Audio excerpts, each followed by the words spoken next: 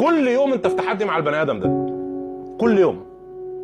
البني ادم ده مش عايز يصلي الوقت في وقته، مش عايز يحافظ على جدول للمذاكره بشكل يومي، مش عايز يروح التمرين اللي هو ما بيحبوش، مش عايز يشتغل، ولو اشتغل عايز فلوس كتيره، ولو عايز فلوس كتيره ما بيطورش مهاراته، ولو طور مهاراته مش عايز يتعلم صنعه. انت في سباق دائم مع شخص واحد، هو ده، مش انا، اللي هو نفسك يعني.